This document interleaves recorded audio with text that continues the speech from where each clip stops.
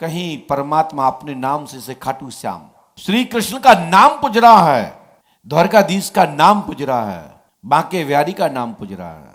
खाटू श्याम तो एक साधारण मानव थे, लेकिन शक्तिमान होने के कारण, विद्या होने के कारण, वीर होने के कारण, गुरु कृपा होने के कारण भगवान श्री कृष्ण ने अपना भक्त को रक्षित करने के लिए उनसे शीश दान ले लिया और फिर अपना दान दे दिया कि जाओ मेरे नाम से तुम्हारी पूजा होगी। तब कहा गया खाटू श्याम। उनका खाटू श्याम नाम नहीं है, खाटू में प्रगटे श्याम का दिया हुआ आशीर्वाद उनका मुखमंडल पूज रहा है।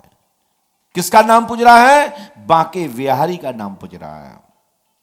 ऐसे कोई भगवान अपने नाम को वरदान दे दें और पूजने लगे तो ये उस व्यक्ति की शक्ति नहीं है, वो पराशक्ति परमात्मा की, वो दिव्य शक्ति का प्रभाव है जो परमात्मा अखिल ब्रह्मांड नायक अपने एक अंश से पुजवा रहे हैं।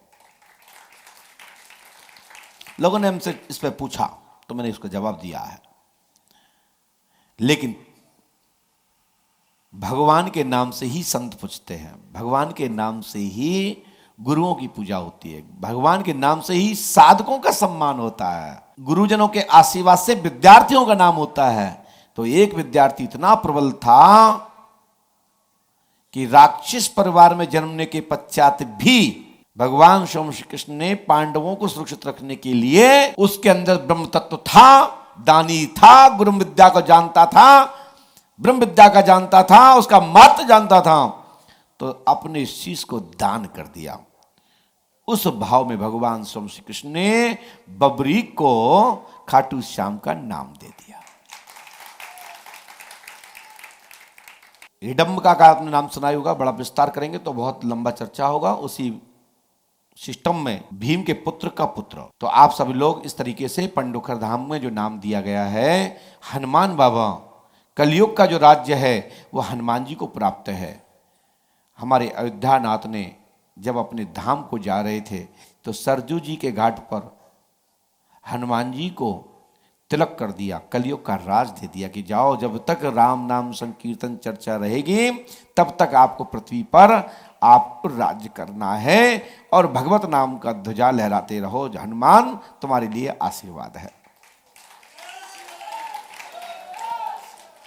इसलिए पंडोखर धाम में 12 ज्योतिर्लिंग,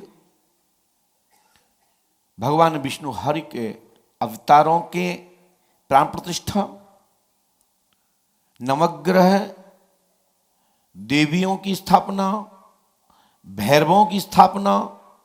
एक भैरव नहीं है भैया जी, तांत्रिक विधि के भैरव अलग हैं। वैष्णव माता में जो विराजमान है वो तांत्रिक भैरव हैं, तामसिक भैरव हैं।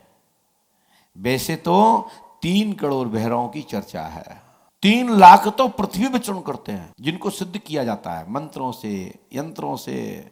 इसका एक मंडल है, जैसे कि भूत मंडल, 50 मंडल, देव मंडल, ब्रह्म मंडल, ये मंडल है, इसमें मंडल है। और मंत्र सिद्ध करने के लिए भैरव को मंत्र जाप करते हैं तब मंत्र सिद्धि प्राप्ति होती है। हमारे साधकगण जानते हैं कुछ मंत्रों में बटुक भैरव को जप करना होता है तब मंत्र सिद्ध प्राप्त होते हैं। मंत्र से अकेले सिद्धि प्राप्त नहीं होती, उसके पीछे बहुत सिस्टम होता है। इसलिए गुरुमुख से जाओगे तो मंत्र सिद्ध होंगे और उसकी शक्ति का आप लोग सच्चा लाभ उठा पाओगे। इसलिए गुरुमुख से ही मंत्र लेना चाहिए। डॉक्टर से ली हुई दवा शरीर में फिट होती है, मेडिकल से ली हुई दवा क्षणिक फिट होती है, लेकिन उसका साइड इफेक्ट भी हो सकता है। दवा तो वो ही है, इसलिए डॉक्टर का महत्व है, दवा के अकेला महत्व नहीं है।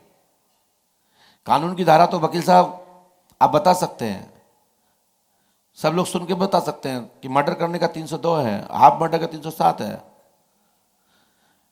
लेकिन इसका बचाव यदि पूछना है तो वकील के पास ही मिलता है। जिसने कानून की पढ़ाई की है, जिन्होंने दलीलों को सुना है, कोर्ट किया है, वही तुम्हारे प्रपंच से तुमको बचाते हैं, जानने के बाद भी बचाते हैं। ऐसे ही गुरु लोग आपके पाप हो जाने पर भी आपको पाप के रास्ते से मुक्त करने का मार्ग जानते हैं। इसलिए गुरुओं का मान सम्मान सदैव रहा है।